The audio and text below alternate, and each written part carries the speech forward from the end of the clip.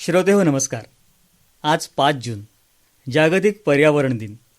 निसर्गाचं संवर्धन ही केवळ शासनाची किंवा एखाद्या संस्थेची जबाबदारी नसून ती प्रत्येक नागरिकाची सामूहिक जबाबदारी आहे. या जबाबदारीचं भान ठेवून गेली अनेक वर्ष सिंधुदुर्गातील रांगणागड परिसरात हजारो बियांचं रोपण करून निसर्ग संवर्धनाचं अनोखं कार्य करणारे व्यक्तिमत्व म्हणजे डॉक्टर बापू भोगटे. हातात बी आणि मनात निसर्गप्रेम या संकल्पनेतून त्यांनी अनेक निसर्गप्रेमींना एकत्र आणत रांगणागडच्या डोंगर रांगांमध्ये हिरवाईची नवी स्वप्न रुजवली आहेत.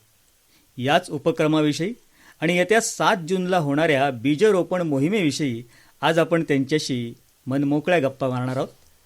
डॉक्टर बापू भोगटे, आपलं आकाशवाणीच्या या विशेष कार्यक्रमात मनपूर्वक स्वागत. नमस्कार. डॉक्टर साहेब, मला सांगा की सगळ्यात पहिल्यांदा निसर्गात रमण्याच्या तुमच्या या सवयीबद्दल जाणून घ्यायला आम्हाला आवडेल. काय सांगाल? निसर्गात रमण्याच्या सवयीविषयी जर बोलायचं झालं तर मुळातच मी मालवणी माणूस, त्याच्यामुळे निसर्गात रमणं काय हा माझा जन्मसिद्ध हक्क. निसर्गापासनं 4 वर्ष जेव्हा मुंबईला शिक्षणासाठी 4-5 वर्ष गेलो तेवढाच काही तो खंड पडला, पण तिथंही कधी मन रमलं नाही. जोपर्यंत गावठी आंब्याच्या झाडावर दगड मारून आंबा पाडून खात नाही तोपर्यंत आपल्याला आंबा खाण्याचं कधी म्हणजे जे काय म्हणतो आपण त्याला समाधान पाहिजे ते कधी मिळालं नाही. जोपर्यंत गुरांच्या मागे 4 तास फिरलं नाही, नदीत 2 तास डुंबलं नाही, तोपर्यंत दिवस कधी गेला नाही. त्यामुळे ही जी काही जीवनशैली आहे, डॉक्टर म्हणून मला ती कधीच ॲडॉप्ट करता आली नव्हती डॉक्टरची. आणि या एका कारणासाठी हिंदुस्तान लिव्हरचा जॉब सोडून सुद्धा मी गावाला आलो कायमचा. परत मला जायचं नाहीये शहरात. तेव्हा प्रचंड सगळ्यांनी, इव्हन घरातल्यांनी सुद्धा वेड्यात काढलंय. मी जॉब सोडला ही गोष्ट आई वडिलांना 6 महिन्यानंतर सांगितली होती आणि घरातनं एवढा प्रचंड विरोध झाला. वेड लागलाय का तुला, अक्कल आहे का तुला, पण चालायचं. तर निसर्ग हा माझा श्वास आहे आणि आजही मी माझ्या बागेत 2 एकर जंगल माझ्यासाठी ठेवलंय. जेव्हा जेव्हा मला निसर्गाची गरज वाटते, मला स्वतःला रिचार्जची गरज वाटते, एक गोनपाट टाकून तिथं 2 तास मी आरामात झोपतो. इव्हन रात्री 10 वाजेपर्यंत, तरच रिफ्रेश व्हायला होतं. अतिशय जवळचं आणि भावनिक नातं असं तुमचं निसर्गाशी निर्माण झालंय आणि त्या निसर्गाचाच भाग असतात आपले गड किल्ले. तर बापू भोगटे आणि रांगणागड असं एक समीकरण गेल्या काही वर्षापासून झालेलं आहे. तर या रांगणागडाशी आपलं भावनिक नातं नेमकं कसं जुळलं? अगदी इतिहास कालापासून बघितलं तर माझं नाव बापू भोगटे. आम्ही वैश्य मंडळी व्यापारी आणि मूळ आमचं जे काही जातं ते नारूरच्या व्यापारी पेठेत जातं, जी कधी काळी होती. त्यामुळे आपली मूळ भूमी काय, त्याच्यानंतर आम्ही कुडाळ पावशीत आलो, बाकी सगळं सेटअप झालं. पण मूळचं जे काही कनेक्शन आहे त्या रांगणागडाच्या पायथ्याच्या जंगलाशी ते कधी गेलं नाही. आजही भावनिक कनेक्शन माझं तिथेच आहे. म्हणजे तुम्ही जर गेल्या वर्षी माझा ॲक्सिडेंट झाला, पाय मोडला, तेव्हा शेखर सामंत आपले तरुण भारतचे आहेत, ते एक आठवणीनं गोष्टी सांगतात. बापू पाय मोडल्यावर रडला, तो फक्त मला परत रांगणागडावर जाता येईल की नाही या एका गोष्टीसाठी पाय मोडलेल्याचं मोठेपणा नसत. आताही मला यंदा कोणत्याही परिस्थितीत रांगणागड चढून जायचं आणि ज्या दिवशी मी रांगणागड चढून जाईन त्या दिवशीच माझा पाय बरा झाला ही मला खात्री पटेल. आता हा विषय, मग रांगणागडाच्या त्या जंगलात काय करता येईल, कमीत कमी एफर्ट्समध्ये जास्तीत जास्त लोक सोबत घेऊन काय करता येईल हा विचार करत असताना, किंवा जनावरं आणि माणूस यांच्यातला संघर्ष कसा मी वेटरनरियन आहे त्याच्यामुळे कमी करता येईल आणि त्याच्यात असं मॉडेल बनवायचं की ज्याच्यामध्ये 0 इन्व्हेस्टमेंट, म्हणजे पैसे अजिबात लागता कामा नये. माझी छोटी छोटी मुलं त्याच्यात इन्व्हॉल्व्ह झाली पाहिजेत. आता बीजरोपण करायचं म्हणजे 200 रोपं नेऊन लावायची, इट्स लेबोरियस.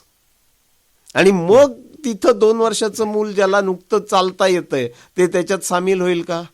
हम्म. आता रांगणागडाशी म्हणाल तर माझ्या घरच्यांनी मला 18-20 वर्षाचं होईपर्यंत जाऊ दिलं नव्हतं गडावर. नाही नाही, ते जायचं नसतं. काय सांगताय?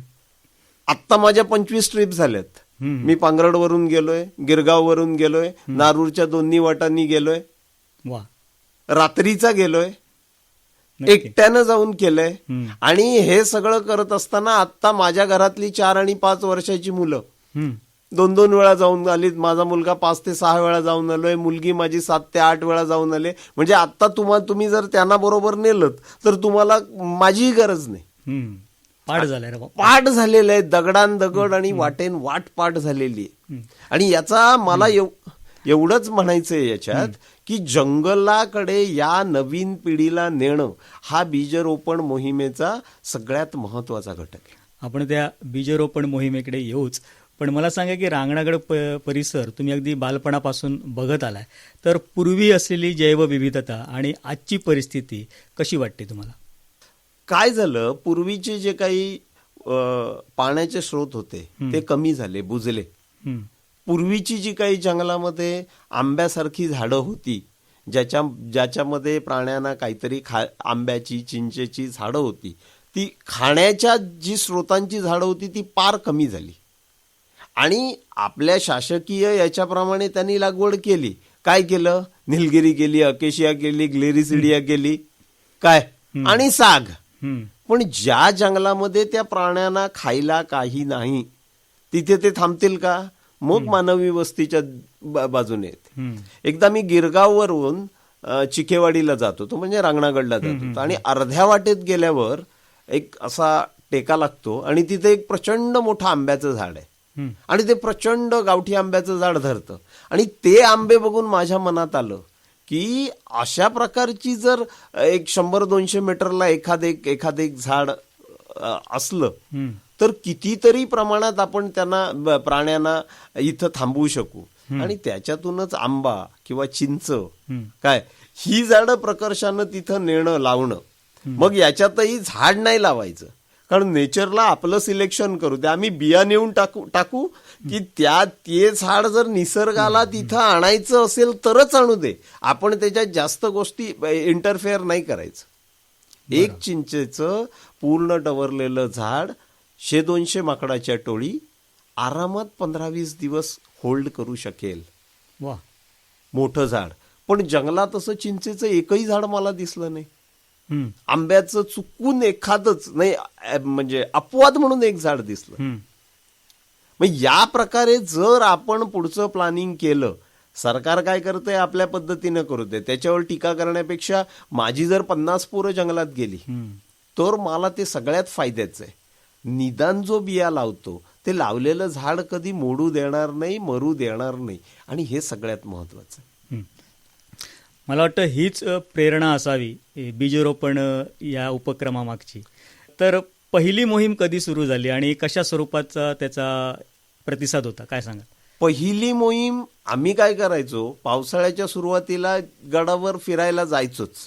उन्हाळ्यात जायना, उन्हाचा त्रास व्हायचा, उष्ण, त्यामुळे पाऊस सुरू झाला की 100% आम्ही जायचो. मग जाता येता लक्षात आलं इथे खाण्यासारखं काही नाही, आजूबाजूला कुठलंच झाड नाही, मग लावता येईल का? लावणं सुद्धा ते लेबोरियस आहे. मग यायचा आमचा जो म्हणजे मार्ग होता किंवा टायमिंग होतं, हे सगळं चुकण्याचा प्रॉब्लेम. बरं 10 जण असले तर दोघांनाच त्याच्यात इंटरेस्ट, 8 जणांना नाही. मग असा मधला मार्ग शोधून काढला की जाताना आपण एप्रिल-मे महिन्यात जी खाण्याची फळं खातो त्याच्या बिया साठवा.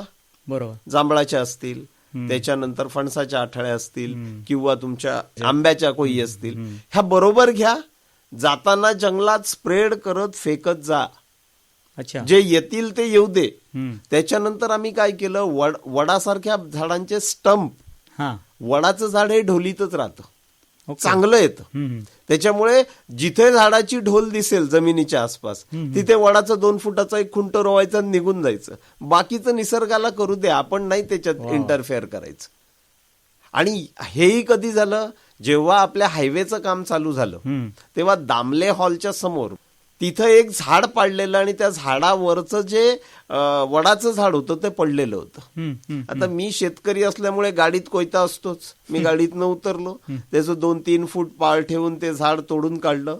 छोटं होतं आणि ते झाड पहिल्यांदा रांगणागाडाच्या पायथ्याशी आपण लावलंय, जे आजही त्या ऐनाच्या ढोलीत आहे. आणि बऱ्याच वेळा म्हणजे एखाद्या वेळी यंदा बाबा प्रोग्राम काय करायचं नसेल तर त्या वडाच्या झाडाचा आम्ही वाढदिवस साजरा करतो केक कापून. वा वा वा. काय म्हणजे असं काहीतरी करायचं ज्याने मुलं तिथं आकर्षित होतील. आणि तो केक मी नाही कापायचा, तिथं बाबा कोण लहान आहे त्याच्या हस्ते कापायचा. म्हणजे त्याला सुद्धा ते हॅपी बर्थडे करून घेताना फील होतं. आणि दुसऱ्या वर्षी तो पोरगा ती पोरगी रडते बापाकडे, मला त्या प्रोग्रामला जायचंय कारण गेल्या वर्षी मीच सेलिब्रिटी होतो. बरोबर काय. आणि ह्या छोट्या छोट्या गोष्टी केल्या. गेल्या वर्षी तर आपले जे सुकळवाडचे डॉक्टर बापू आहेत, बापू परब, त्यांनी आपल्या 9 महिन्याच्या नातीला घेऊन आलेले आणि तिच्या हस्ते म्हणाले मला एक झाड लावायचंय. वा वा वा. आणि मला जर वाटतं या मोहिमेत आपण काय कमवलं असेल, जर 9 महिन्याचा आपला एक व्हॉलंटियर आपल्या हातानं झाड लावतोय काय, तर ते सगळ्यात महत्वाचं आहे. नक्कीच नक्कीच. तर बीजरोपण ही संकल्पना आहे आणि दुसरी गोष्ट आहे वृक्षारोपण. तर याच्यामध्ये फरक काय? जेव्हा तुम्ही वृक्ष नेऊन लावता एखादा, तेव्हा तो तयार वृक्ष लावता. तिथली जमीन, तिथलं वातावरण काय हेच किंवा एन्व्हायरमेंट जे असेल ते त्या वृक्षासाठी पोषक आहे का याचा आपण विचार करतो का? नाही. पण जेव्हा तुम्ही बी टाकता तेव्हा निसर्गाला सुद्धा सिलेक्शन करण्याची तुम्ही सूट देता की हे बी जिथं रुजल्यानंतर त्याला वाढवायचं की नाही हे निसर्ग ठरवतो, तिथले प्राणी ठरवतात. म्हणजे आम्ही प्रचंड पहिल्या काही वर्षामध्ये फणसाचे बिया टाकल्या, पण ते एकही नाही, कारण बार्किंग डिअर, तुमचे गवे आणि ही जी तृणभक्षी आहेत ते फणसाचं झाड येऊच देत नाहीत. बरं. ते आल्यावर प्रत्येक वेळी त्याची पालवी खुंटतात. मग त्याच्यानंतर आम्ही असा विचार केला आंब्याची सुद्धा तीच तरावायची. मग बी टाकताना झाडीत टाका, उघड्यावर टाकू नका, झाडीच्या कडेला टाकू नका. आणि एकदा का ते 4-5 फुटाच्या वर गेलं की मग ते आपणच सस्टेन होतं. बरोबर. मग छोटी गोष्ट आहे की बाहेर उघड्यावर नाही बी टाकलं पाहिजे, ते आतमध्ये टाकलं पाहिजे. चिंचेसारखी झाडं आहेत ती बी रुजून 2 फुटाचं होईपर्यंत 8-10 वर्ष जातात. पण एखादं झाड जरी त्याच्यातनं रुजून आलं आणि वरपर्यंत गेलं तर पुढची 100-200 वर्ष ते झाड आपल्याला आपलं काम करणार आहे, हे 100%. आता 5व्या-6व्या वर्षापासून छोटी छोटी झाडं आजूबाजूला दिसायला लागली. आम्ही रिझल्ट बघत नाही, मला बिया लावणारे हात तयार करायचेत.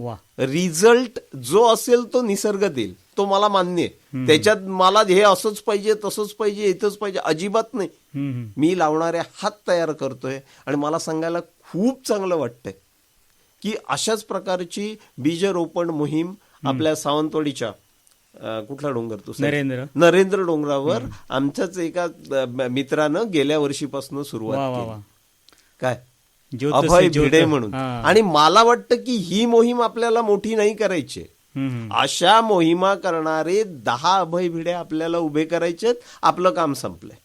बीजरोपणासाठी योग्य ठिकाण आणि योग्य वेळ कशी निश्चित करता तुम्ही? हे बघा, बीजरोपण साठी योग्य वेळ आपल्याकडे जेव्हा जमीन वापसा येण्याच्या कंडिशनला असते, म्हणजे साधारण जूनच्या पहिल्या आठवड्यात.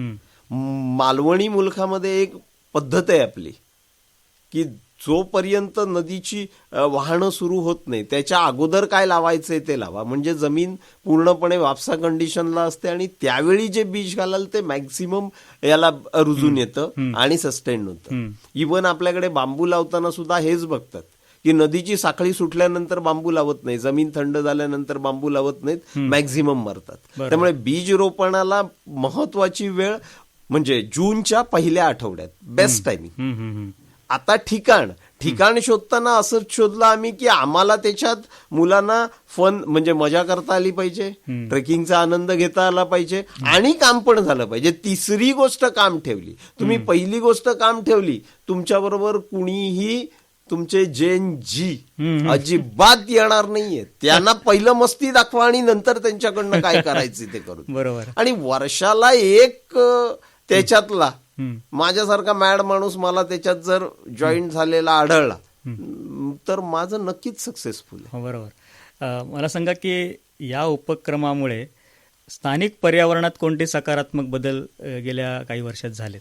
काय आहे, निसर्ग, पर्यावरण, वृक्षारोपण ही 2 आणि 5 वर्षाची प्रोसेस नाही, लॉंग टर्म, ही शेकडो वर्षाची प्रोसेस आहे. मला त्याच्यातला माझा खारीचा वाटा उचलायचा आहे, जो मी उचलतोय. मला काय वाटलं, कदाचित ते चुकीचं सुद्धा असू शकतं.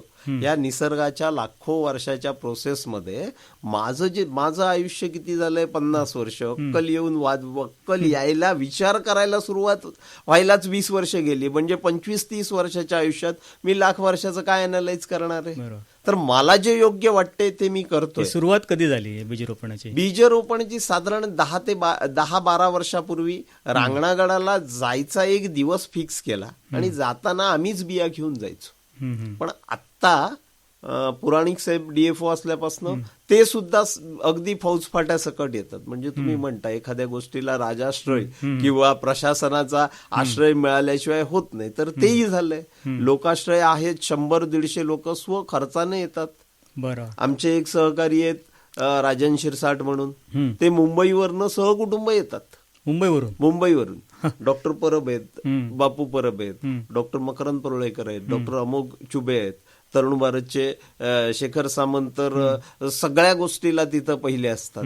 काय त्याच्यानंतर अमोल भोगले आहेत, कमलेश चव्हाण आहेत. ही अगदी मूळची रेग्युलर माणसं आहेत. आणि 4 दिवस जर सोशल मीडियावर पोस्ट टाकायला उशीर झाला तर समोरनं फोन येतो, रे बापू यंदाचा काय केलंस, किती तारखेक जाऊचा सांग, माका तिकीट काढूची. अरे वा. आणि काल सुद्धा तरुण भारत मध्ये लेख प्रसिद्ध झाल्यावर 3-4 वेगवेगळ्या ग्रुपचा फोन येणार, आम्ही 10 लोक येणार, आम्ही 15 येणार, कॉन्ट्रीब्युशन द्यायचं किती सांगा. तर सांगू इच्छितो, इथे एकाही रुपयाचं कॉन्ट्रीब्युशन नाही, फक्त तुमची इच्छा पाहिजे. आणि दुसरी गोष्ट, 1ही रुपया मी या मोहिमेसाठी खर्च करत नाही. जे करायचंय ते लोक आपलं, आता डोनेशन येतात, डोनेशन घ्या डॉक्टर आमच्याकडे. म्हटलं जयरामजी की, म्हणतात असं का, तर साधा विषय आहे. आता एक संस्था आलेली, डॉक्टर आम्ही 200 रोपं देतो, 200 रुपयाचा रोपांचं बिल द्या, आम्ही देतो. माझा प्रॉब्लेम आहे, 200 रोपं मी समजा वन खात्याच्या नर्सरीत घेतली, त्यांचं बिल दिलं, त्याच्यासाठी गाडी ठरवली पाहिजे, न्यायला 2 कामगार पाहिजेत, ते वेळेवर आले पाहिजेत. म्हणजे माझ्या डोक्याला ताप, हा एक्स्ट्रा खर्च. बेटर वे, जोशी साहेब तुम्ही येताय, ज्या फणसाचे गरे खाल्लेत पिशवीभर आठवड्या घेऊन या.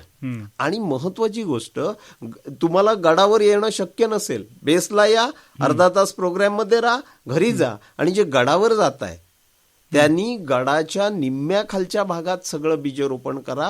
सह्याद्रीच्या अर्ध्यावर गेलात की तिथल्या वनस्पती, तिथलं वातावरण सगळं बदलतं. आणि याच्यातलं काय तिथे राहील असं मला तरी वाटत नाही, किंवा व्यवस्थित रुजून होईल असं वाटत नाही. आणि येताना प्रत्येकानं वाटेतलं सगळं प्लास्टिक जमेल तेवढं घेऊन यायचं आणि बेस्टच्या कुंडीत टाकायचं. हा एक आपला ऍड ऑन झालेला आहे. बरोबर. मला सांगा, कसा माहोल असतो, कधी सुरुवात होते त्याची, आणि कसं ते सगळं, म्हणजे ते वातावरण, म्हणजे तुमचं ऐकून ते चित्र डोळ्यासमोर यायला लागले. काय झालं, आता त्याला एका महोत्सवासारखी मजा यायला. बरोबर. 100-125 माणसं असतात आणि त्याच्यातली निम्म्यापेक्षा अधिक सिंधुदुर्गातले वेगवेगळ्या क्षेत्रातले प्रोफेशनल्स असतात. वा. डॉक्टर, वकील, अशी वेगवेगळी, किंवा पत्रकार मंडळी काय अशी असतात.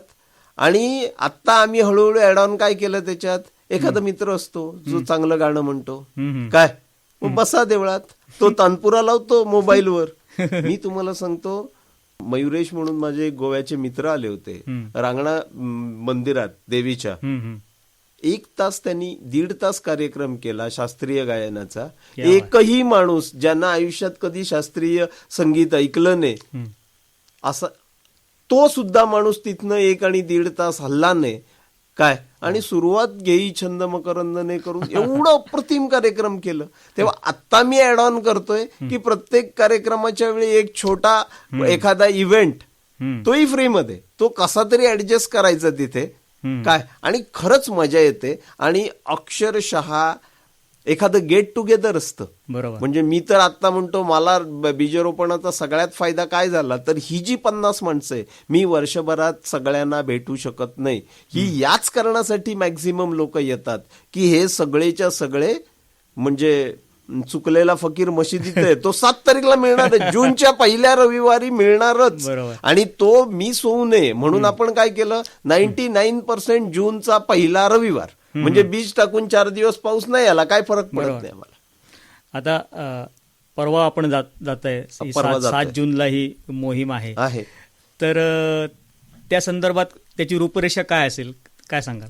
आम्ही रूपरेषेबाबत सर्वांना एकच सांगतो की सकाळी तुम्ही 7:30 ते 7:45 दरम्यान रांगणागडाच्या बेसला जमा. येताना तुमचा खाऊचा डबा, पाण्याची बॉटल, जर गडावर यायचं असेल तर ह्या 2 गोष्टी, आणि ज्या खाण्यालायक फळांच्या बिया तुम्हाला आणता येतील तेवढ्या आणा. लोक झाडं पण आणतात, लावतात, लावा, नो प्रॉब्लेम. आत्ता वन खातं हळू म्हणायला लागलंय निलगिरी, ग्लेरिसिडिया आणि अकेशिया सोडून काय पण लावा. पण ते अजूनही ऑफिशियली बोलत नाहीये. बरोबर बरोबर. सगळं of the record. Of the record. मग बेसला एक 15-20 मिनिटाचा कार्यक्रम असतो अनप्लॅन. तिथं बंड्या जोशी असले त्यांच्या हातात माईक द्यायचा ते करतील तो प्रोग्राम.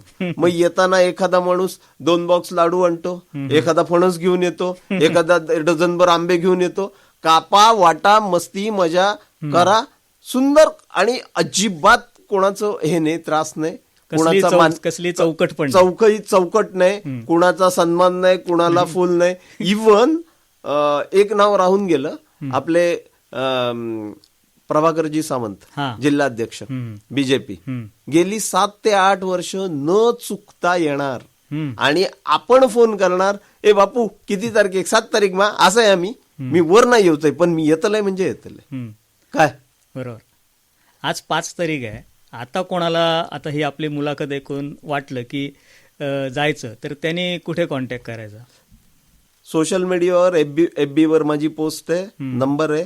ज्याला वाटतंय किंवा जे मुलाखत ऐकतायत त्यांनी 7 तारीखला परवा थेट तिकडे यायचं, थेट रांगणागड बेसला जिथेपर्यंत गाड्या जातात तिथे नारूर बेस, महालक्ष्मी मंदिराच्या पुढे 2 किलोमीटर नारूर बेसला सकाळी 7:45 वाजता हजर राहा. तुम्हाला वर जायचं असेल तर येताना खाऊ आणि पाणी घेऊन या, नसेल तर तिथला एक अर्ध्या पाऊण तासाचा कार्यक्रम जॉईन करा. आणि यावेळी आपले जे मरगत साहेब आहेत, सामाजिक वनीकरणचे प्रमुख, काय त्यांनी आपल्याला कबूल केलंय की ते स्वतः येतात किंवा त्यांच्या ऑफिसची सुद्धा माणसं येतात. कुडाळची वन खात्याची कुंभार साहेब आहेत, ते त्यांच्या सगळ्या गार्ड सकट येतात. आणि गेल्या वर्षी तर त्यांनी म्हटलं, आम्हाला वाटलं 5-10 माणसं येतील, आम्ही जीव घालवतो, पण 20 माणसं जमा करणं, इथं काहीही नाही, कोणाचं काही नाही, तरी 100 माणसं आहेत. आणि हे खरंच मला वाटतं की कार्यक्रम मोठा होण्यापेक्षा असे 10 कार्यक्रम, 10 मुलं तयार झाली पाहिजेत. आणि हेच मला या कार्यक्रमातनं सांगायचं. 7 तारीखला ते जेव्हा गड उतार होतील, खाली येतील, तेव्हा त्यांच्यासोबत काय असेल? नाही, गड चढताना ना प्रत्येक जण सांगतो नाही बाबा जमत नाही, परत ये. पण जसं जसं गड परत येतो तेव्हा तो बरोबरच्याला सांगतो, महिन्याभराने येऊया का रे परत, 2 महिन्याने येऊया का रे परत, काय. आणि हे सगळ्यात महत्वाचं आहे, एकदा गड वाटेची नशा तुम्हाला चढायला लागली की ती आयुष्यभर उतरत नाही. व्यसन झालं. मी तर तुम्हाला सांगतो, माझं व्यसन असं झालंय की 3-4 महिन्यात गडावर नाही गेलो तर त्या निदान जंगलात एक अर्धा दिवस असाच 2 तास फिरून येतो, नाहीतर माझं रिचार्ज होत नाही. तुमचं मोबाईलला रिचार्ज, तसं मला त्या रांगणाच्या बेसचं रिचार्ज लागतं. आणि तरच माझं, म्हणजे पोरगा माझा सांगतो, बाबा तुमचा काय धड नाही, चला नारराग जाऊन येऊया. काय बरोबर. आणि एवढी सवय घरच्यांना झालीये की रात्री 10 वाजता जरी मी म्हटलं की आता गडावर जातोय, आपल्याला रांगणागड सर करायचंय तर सह्याद्रीच्या पायथ्याची जिथपर्यंत गाडी जाते तिथे उतरायचं आणि सह्याद्रीच्या टॉपला रांगणं आहे, पूर्ण सह्याद्री चढून जावं लागतं. बरोबर. काय. आणि जरी रात्री 10ला सांगितलं तरी कोण म्हणत नाही. किंवा आता 5 वर्षाच्या घरातल्या भावाच्या मुलीनं हट्ट केला, मी येणार आहे, घरातनं कोण सांगत नाही, जा बाई तू जातेस जा, काय प्रॉब्लेम नाही. आज जागतिक पर्यावरण दिन आहे आणि त्यानिमित्ताने भविष्यातल्या पिढ्यांसाठी ही बीजरोपण तुमची जी मोहीम आहे आणि आजचा जागतिक पर्यावरण दिन यांची सांगड घालून काय सांगाल श्रोत्यांना? महत्वाची गोष्ट आहे, तुम्ही जंगलात जा. जंगल आपल्याला जेवढं शिकवतं, निसर्ग जेवढं शिकवतं तेवढं कोणच शिकवत नाही. बरोबर. दुसरी गोष्ट, पुस्तकं रेफर करण्यापेक्षा जंगलचे रूल जंगलात रेफर करा. म्हणजे मगाशी मी तुम्हाला सांगितलं आम्ही बिया का फेकतो, तर निसर्गालाही सिलेक्शन करायचं परत आम्ही स्वातंत्र्य देतो. माझं तेवढं खरं नाहीये, कदाचित ते चुकीचंही असू शकेल. आणि एकदा जंगलात जाऊन रिचार्ज व्हायची तुम्हाला सवय लागली, तुम्हाला कोणी कापलं ना तरी तुमचे तुकडे जंगलात जातील आणि तिथं हसायला लागतील. मी पैज लावून सांगतो, एकदा त्या निसर्गाला हात जोडून त्याच्याशी तुमची वेवलेंथ तुम्ही जुळवली, पहिली जुळवावी लागते, मग आयुष्यभर तुम्हाला दुसऱ्या कोणाचीच गरज पडत नाही. जंगलात जा, तो जंगल तिथं काय लावायचं काय नाही, कोणाला मारायचं कोणाला सांभाळायचं सगळं जंगल तुम्हाला शिकवतं. वा. जंगलात फिरताना बिबटे मी 5 आणि 10 फूट अंतरावरनं बघितलेत, काही करत नाहीत साहेब. त्याच्यामुळे तुमच्याकडे जर भीती असेल, काय बाजूला ठेवा, जंगलात जा. ती झाडं प्रत्येक ठिकाणचं वेगळं असतं. तुम्ही गावच्या जंगलात लावताय तर वेगळ्या प्रकारे विचार करा, तिथल्या जंगलात लावताय तर वेगळ्या प्रकारे विचार करा. पाण्याची स्रोत तिथले आणि खायची झाडं जे आपण खाऊ शकतो, फळं, अशी झाडं, ह्या 2 गोष्टी जर जंगलात आपण तिथलं प्राणी संपदा किंवा याचा विचार करून जर प्लॅन केलं, म्हणजे सरळ साधी गोष्ट आहे, दर एक 100-150 स्क्वेअर मीटरला की इव्हन 1000 स्क्वेअर मीटरला एखादं आंब्याचं झाड आपण प्लान केलं तर, गावठी आंब्याचं झाड प्लान केलं तर, किंवा त्या पद्धतीची आणखी वेगळी झाडं प्लान केली तर, आणि हा प्लॅन जर आपण हे मॉडेल बनवून दिलं 2-4 झाडांचं आणि चुकून उद्या वन खात्यानं गव्हर्नमेंटनं अडॉप्ट केलं, विचार करा माणसं आणि प्राणी यांच्यातला संघर्ष किती कमी होईल. नक्कीच. मला माहिती नाहीये मी करतो त्याचं काय रिझल्ट आहे, चुकीचा तर निश्चित निघणार नाही. मला माझं काम करू द्या, उरलेलं काम निसर्ग आपल्या पद्धतीनं करेल. नक्कीच. तुमची ही बीजरोपण मोहीम जी परवा 7 तारखेला आहे, मला वाटतं ही मुलाखत ऐकून अजूनही तुम्हाला काही फोन येतील. बरेच जण निसर्गप्रेमी पर्यावरणप्रेमी त्याच्यामध्ये तुमच्या सोबत येतील आणि ही निसर्ग मोहीम अजून पुढे जात राहील. तर श्रोते हो, डॉक्टर बापू भोगटे, रांगणागडच्या गडवाटेवर चालत असताना आपण केवळ बियाच पेरत नाही आहात, तर पर्यावरणाबद्दलची जाणीव, निसर्गाविषयीचं प्रेम आणि भावी पिढ्यांसाठी हिरवं स्वप्नसुद्धा रुजवत आहे. आजच्या पर्यावरण दिनाच्या निमित्तानं आपण दिलेली माहिती आणि प्रेरणादायी विचार निश्चितच श्रोत्यांना निसर्ग संवर्धनासाठी प्रेरित करतील. आपणास आणि आपल्या संपूर्ण बीजरोपण परिवाराला 7 जूनच्या मोहिमेसाठी आकाशवाणी परिवाराकडून मनःपूर्वक शुभेच्छा आणि आपण आमच्या स्टुडिओत आलात त्यासाठी मनःपूर्वक आभार. धन्यवाद. श्रोते हो, एक बीज पेरणं म्हणजे केवळ झाड लावणं नाही, तर भविष्यासाठी आशेचा अंकुर रुजवणं होय. याच संदेशासह आजचा हा विशेष कार्यक्रम इथंच संपवूया. नमस्कार.